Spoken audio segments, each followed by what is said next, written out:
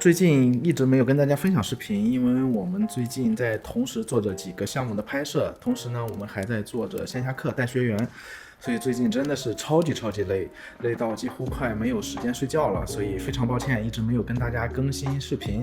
所以呢，本期我就跟大家分享一个我们一直为 Trickio 这个香水去做的一个创作拍摄。我这期呢也会像其他博主那样，分别展示每一个灯的拍摄效果，让大家更加清晰的了解到我们的创作是如何一步一步做出来的。好，我们先看一下我们的这个拍摄场景，这就是本期我们要拍的这款香水。好，然后我简单给它搭了一个景啊，这个场景是相对比较简单的啊。然后呢，我们这次拍摄用到了6个灯，我分别大概的跟大家先说一下是哪6个灯。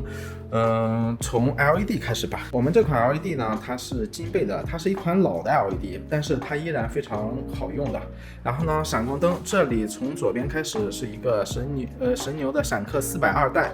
然后这里呢是一个神牛的热靴闪光灯，然后这里还有一个 LED， 这边呢是神牛的 AD400 Pro， 然后这里呢还有一个热靴闪光灯。好，就是这6个灯。为什么要加那么多灯？如果说同一个场景你能打出来同样的效果，使用的灯是越少越好，明白吗？就是你用2个灯能打出来的效果，不是说你要用5个或几个就显得更专业，反而呢是你对光的理解不够到位。那我们这一次的拍摄呢，用到了6个灯，大家也可以随着我们的思路走一下。我们首先从这个灯开始，这个灯呢，我是打了一个 LED 灯。LED 灯为什么去用 LED？ 因为 LED 灯它打出来的这个光是更加可控的。我们在这里是有一个这个切片，我用了一个圆形切片。好，大家看到这个地方能看到吧？它的这个边缘就亮了。我们看一下它的效果。好，然后我们再看一下这个灯。这个灯我们是给它加了蜂巢的同时还加了4叶挡板，是为了进一步的去束缚光线。束缚光线大家也可以看到，我给它的功率打的是非常的低啊，这就是为了它打亮这一个边缘。我打一下大家可以看清楚啊，能看到吧？所以它是打的右边缘，两边亮了呢，我们还要让上方再亮。所以大家可以看到，我这次虽然用的这么多灯，每个灯都有它自己的作用啊。同时，我也很想跟大家分享的一个重要的技巧，就是要束光，这是我一直在强调的。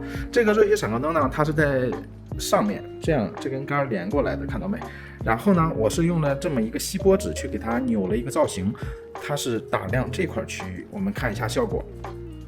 现在整个场景我觉得稍微亮了之后呢，我们现在让这个木头再突出一下，所以我们现在加入了这个灯，它同样的也是用蜂巢加上4叶挡板去进一步的束缚光线。我们看一下效果。我觉得背景上还不够亮，所以呢，我们现在加了这么一个灯。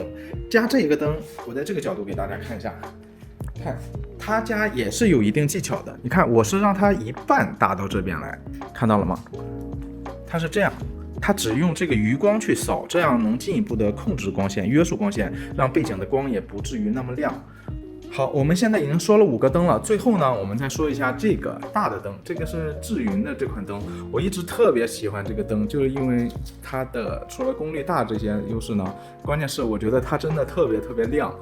我一般去做这些前景的时候呢，我就会用到这个灯。你看它具体的作用是什么呢？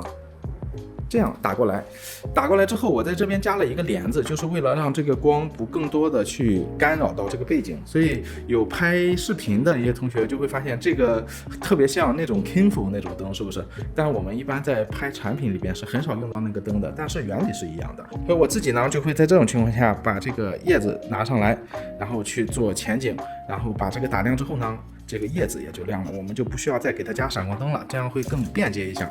好了，这几个灯大家再看一下效果。这就是我们加了这6盏灯打出来的效果，大家学会了吗？希望这一期的视频对大家能有帮助。看到这里的小伙伴呢，也希望大家能给我一键3连支持，这样呢，我们后续的干货更新你也能第一时间收到。谢谢大家的支持，我们下期见，拜拜。